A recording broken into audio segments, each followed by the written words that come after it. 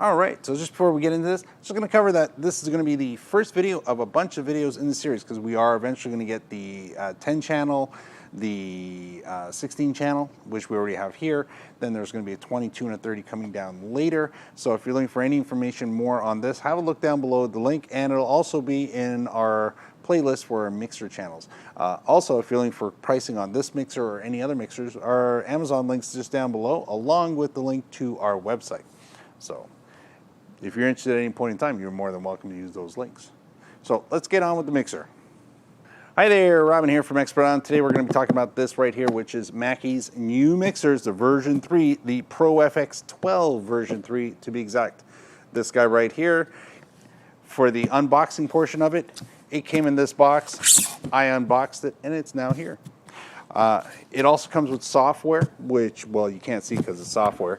It's the Pro Tools First and the Waveform OEM. It's part of the software package because it is a USB mixer. So we're going to take this box, put it on the floor, and we'll grab a slightly more important piece that was in the box, and that was this guy right here, which is not the entire manual, but it is to start you off as a 16 or 20 page guide to your new mixer.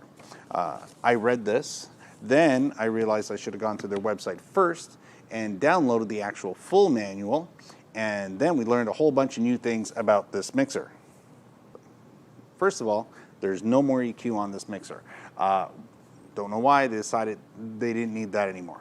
They might have lost the EQ, but they've added 4 compressors on the first 4 channels of the actual mixer. The compressors are a big plus to the actual mixer. It's going to help you out an awful lot. Now, before they had a digital version, I guess, of what was going on, and it all had to do with their feedback, suppression, destroyer, whatever they wanted to call it. I forget. It was on the box. It was pretty interesting. I talked a lot about it in the video I did for that mixer, and I even demonstrated how it worked, and it worked pretty good. It did have a drawback. If you had a lot of the actual built-in effects in the version 2 on at the same time, you didn't get a lot of feedback suppression. But on to the version 3. They've also added on the first 2 channels, they've added the ability to have high Z. So they use combo jacks instead of just XLR 3 pins on it. They put combo jacks, so we can now put in a 1/4 inch or an XLR on the same place. And in place of the actual, where there was the line button, the 1/4 inch, sorry, jacks across here, we now have buttons that allow us to do high Z. So we can plug instruments directly into the mixer without having to use a DI box. Another big plus. We do have inserts on the first 4 lined up with where the compressors are. So this way, if we want to add any unique effects, be it, you know, just an external effects box or a compression system externally, or limiter or anything like that, then the lines start to pair off. So balance 5 and 6 here, and then 7 and 8. Then we get 9 and 10. So we do have 7 mic inputs across the top, and we also have the ability to plug in our instruments along the way. Now, this is where it gets a little weird, because on channel 11 and 12, it's different than everything else on the board. It's pretty much different than what I've seen on most mixers. What you do get here is you're going to get a 3.5 auxiliary jack. So this is really to outline and say, look, this is where our channel 11 and 12 are going. They're going into this auxiliary 3.5 jack, which can be used for all kinds of things. I mean, anything that has a 3.5 jack on it or anything similar to that can plug into there. If you have a cable that's RC at one end, 3.5 at the other, you can put that there, RC at the other end. If that happens to be a Blu-ray player or something external, or a projector, anything that you need to grab audio from, you can do that with that jack. So it tends to be a convenient cable. But more importantly, right below that is a button that says USB 3 and 4. So we can engage, turn that on and off. And that's important, because this is where we start talking about the USB functions of this actual machine. It has 4 channels in, 2 channels out. So yes, that was 4 channels in, where most companies are starting to add multiple channels and putting on the output, like an audio interface. This one's actually doing it in. They're bringing in 4 channels into the mixer. So we get 2 sets of stereo channels into the mixer, and we still have a set going out. So how does that work? Well, just like I said, up here it says USB 3 and 4. So if you download, and you're going to do this if you buy the mixer, you're going to download the driver package for the USB for this actual mixer for your computer. You're going to do that by going to Mackie's website. Go actually to the ProFx12 version 3 on their website, and then you'll be able to see an option that says support and download, which is where you're going to find the manual, and you're going to find all kinds of crazy things, but most importantly, you're going to find the drivers for this machine. So if it doesn't plug and play into your laptop, download the driver package. You're now going to see Pro 1.2, Pro 3.4, and that refers to the channels on the system. If you choose Pro 3.4 as your sound card or your output on your laptop, that would then come to here and allow you to play music directly out into this channel, which is nice because some of the times companies will cheap out when it comes to what you do get on stuff like this, but they do give you your 3-band EQ. They still give you the ability to go aux out to the monitor. They still allow you to even put effects on top if you want to, and they give you the pan balance option at the bottom. Everything all straight down to the line. So all the features are there. It's not just a afterthought with a knob on it. It's really detailed in how they did it. So that's a good thing. So, you know, the parts where it seems to be missing a lot of content really makes up for all the options that you can do with that once you start going down the line. So that's, what else do we have on this mixer now? Well, we said that. So where's channel 1 and 2 on the USB? Well, there's a blend button now. So the blend button allows you to, let's say you need to have a backtrack, and that's what you're running off of. You're playing, you've already done part of your music, and now you're going to sing to that, or you're going to play an instrument against that. You need to hear that on your headphones. You want to keep track of it. You want to play against it. They give you a blend button. I can either listen to just the mixing board, or I can turn this knob and now listen to channel 1 and 2. Again, you go on your sound card, you go on your options. That's what you're going to play that particular option out to. It's going to be 1 and 2. So there you go. 1 and 2 is over here. 3 and 4 is up here.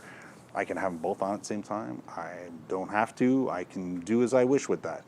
It's also an advantage because remember there are 2 channels coming out of my main out that are going through USB back into the computer. So I can be listening to channel 1, 2, but building a whole new audio track while I'm recording. So now I can have separate audio files across the whole board. A lot of features that you would think of in a 2x2 or a 4x2 audio interface is built into this mixing board now. So that's getting it kind of exciting there because now you're getting more options on one piece of hardware. So that's one of the big pluses for the version 3. Now, if we run through all the features on one channel, this is really going to help us blanket what we see across. So again, channel 1 and 2 include extras. They have high Z buttons on them like we talked about. All the channels right up to 9 and 10 have a low cut 100 hertz. So if you're using it the way I'm using it, which is why we have air conditioning and heating going on, that's creating a low rumble sound. It used to be there, but the mixer I have right now has the same button on it and it's gone. So that cuts that out. Also, there's all kinds of great ways whenever you have really low end feedback because you're on stage and you find that's where you hit that button and that'll eliminate those kind of problems. So that's what that button's for. Then we have a gain control, which we're going to come back up to in a second. There's our compressor on our first 4 channels. After that, we've got our high, mid, and low, and to be exact, we're looking at 12 kilohertz on the high, 2.5 kilohertz on the mid, and low is set at 80 kilohertz, and that's where our crossover points are going to be. So we're either increasing by 15 or subtracting by 15 dB. The green knobs across the whole mixing board reference the auxiliary options on the mixing board, and then the yellow knobs refer to the effects. Saying that, we're going to take a quick little jump over to the side, and we're going to find out that the machine now has 24 effects, and some of them are more tuned for guitars because they're kind of featuring the fact that channel 1 and 2 can also be used for guitars. So 24 effects, you just need to dial them in, push on the OK button by pushing the actual button physically in, and you're good. You've got your effects. Now, the yellow knobs are going to allow you to adjust how intense or how loud proportionally all those effects are going to be against those channels. So if I don't need them on all of them, of course I'm going to keep them off, but if whichever ones are important, I'm going to dial those up. That's what the yellow knobs are going to do for us. The gray knobs are balance and our pan options. So if we're using as a single channel, like a mic input channel, then it'll be panning, pushing the audio to the left or to the right, depending on where we put that knob. Then we have big light up mute buttons. I'd have to go back and look if the old model had mute buttons on it. I'd say it did, but it didn't jump out at me, but now it does because they light up. I like that. Then we get down to the actual slider for each channel. Now, sliders, like always, are very smooth. That part hasn't changed. It's very easy to operate. It's very easy to, it's very tactile. You can put it where you want. It's going to stay where you want. But more importantly, on this 12 channel, we have 3 buttons lined up with it. So the first set of buttons being for the sub, which is the 1-2. If I had 4 mics and I want to be able to bounce those off against, let's say, 2 guitars and some backtracks, which will be all the way over here, I basically choose those channels by pushing in 1-2 on channel 3, 4, 5, and 6, 7, and 8. Then I can adjust those mics accordingly to where I need them to be. And the easy thing is if I need to now adjust, so I've got my instruments set up, my 2 guitars, my backtrack, everything's all happy, bring up my backtrack, then I can adjust by using just this one lever. I can adjust my actual singers, my vocalists, all here on 1 and 2 against everything else which is here, allowing that easy. If I need the vocals to be higher, I can bring that up a little bit, or I can pull back on the music. My choice. It's all there. And then to make that work as a seamless system on that main out on top, make sure and push that last button, which is down here, which is called LR. So that brings me to another thing. LR is for the main output. So any channel has to be assigned to something. So, of course, the first one is guitar. Second one's guitar, so those are both LR, because remember I said I wanted those to go to the main. And then my main track, my backtrack to the whole thing is there. So that's all LR going straight to the end. And my 4 vocalists in the middle are going to 1. Then I take everything that I put in 1 and I put it into LR. Now all that's made its way to the very end, and that's going to come out of my XLRs and go out to my main speakers. That simple. So you might want to play that part over again because that was a lot to take in one shot. So if you're looking for videos that actually not just talk about specific brands, but more general overall use of the actual, have a look at our channel, because we do have a mixer category where we put all the mixer videos in, and we are working on videos that are going to be featuring the version 3 from Mackie, and that's going to include, like I have here, the 16 channel, which we're working on, and also other mixers like the 10 channel. And it's not going to be specifically just for those, but besides the featured videos for those products, we're also going to have secondary videos which are going to talk more specifically about the buses. The sub-channel 1, 2, 3, 4 also is going to be about the monitor outputs on top and how to take advantage of that, how to take advantage of all the knobs on the actual unit, including the compressors, the gains, all of those. More specifically, each video will be wrapped around one particular overall feature on a mixer and how to take advantage of it and how to use it to work with how you're using it. Regardless if it's for front of house, maybe it's for a church, maybe for a band or podcast, doesn't really matter. It could be for DJing, could be for karaoke, could be for studio work, who knows. But once you understand more of the mixer, it'll certainly help you with whatever music you're going to create. Now there is a button at the very bottom. It's called a PFL Solo.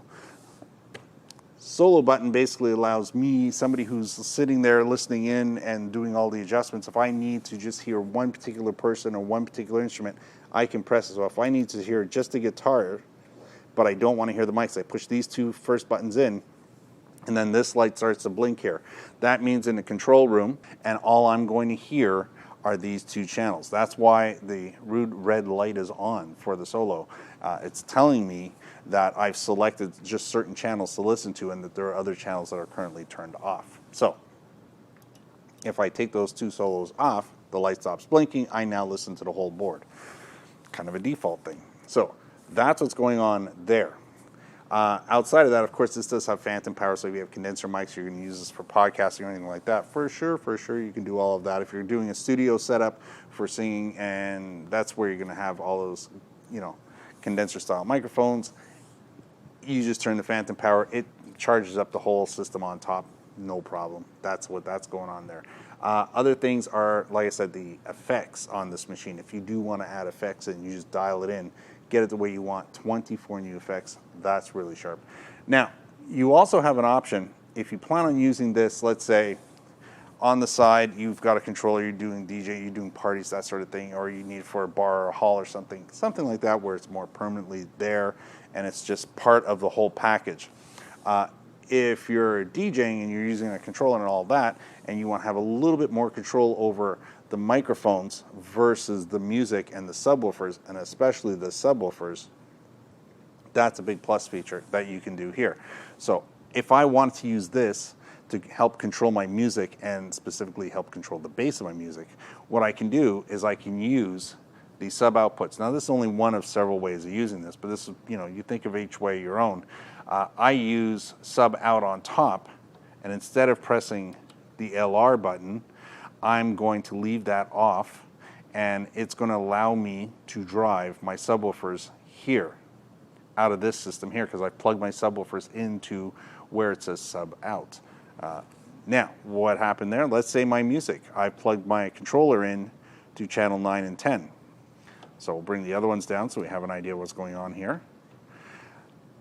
I have in 9 and 10 my controller. Now I'm going to want that music to go out to the main speakers, and I'm going to want it to go out to channel 1 and 2. So this way I can adjust the bass and I can adjust the music. Now, important, why did I do that? Because I do have 2 or 3 microphones on the floor. So if I was using this and people were doing talking, they're having speeches, announcements, a wedding, let's say, that sort of thing, I would then just have them go straight to the actual left and right speakers. So here we are. I've got 3 microphones on the floor, and I've decided that 3, 4, and 5 are going to be those microphones. I press the LR, LR, and LR buttons, and now I can bring those microphones up just like that. They're not going to come out of the sub 1 and 2, which means that when they talk, including my microphone if I choose, it's not going to be muffled out through the subwoofer, kind of, you know, taken away from the moment. And that'll happen right here. So that's another way to use that option. And again, if you think about it, you probably come up with a whole bunch of other ways to use it too. So that's a big, nice feature to have. Outside of that, we do have nice features, traditional. We've got our monitor send, our FX send, but they do expect you to use one of the channels as the return if you want to do that. They do still give you a foot switch for the effects. So if you want to turn your effects on and off, you can just get a foot pedal and click and turn it on and off. That's what that's for. And they also give you options on your main outs. You've got 1/4 inch and XLR options there. So that's a nice feature as well. Some of the other buttons are buttons that allow me to choose just above here. Do I want to have my actual sub 1 to be part of my headphones or control room, that sort of thing? That's an option I can have there if I choose. And I also have knobs here to adjust the effects.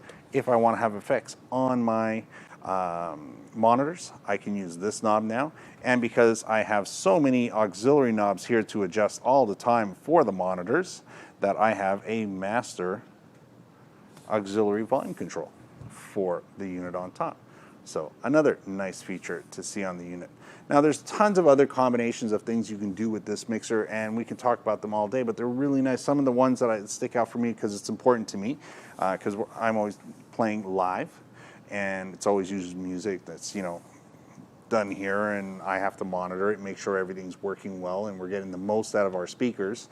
So I like a meter that's really stretched out. So in this case, you've got 7 LEDs before you get to unity, that's 0. And then we've got another 5 LEDs over that. So really manage that really, really well. I do like the fact that we can mute microphones because, again, if I use it as my main mixer on display, my featured mixer, I'm going to have to be able to turn those mics off and on just by pressing the buttons. And because they're red and they're lit up, I can easily catch it. So there you go. I'm going to say that's pretty much all the features. There's tons more, don't get me wrong. So there we are. Just because maybe I might have forgotten to mention it, and I don't think I did throughout the whole video, subscribing is never a bad idea. So at any point in time, you could have subscribed, and if you did, I want to say thank you. If you are a subscriber and you're watching this, I appreciate that very much. If you'd like to watch any other videos, by all means, there's going to be a pop-up somewhere on the screen showing you those other options. And we'll see you on the next video. I got to say, thanks for watching. See you next time.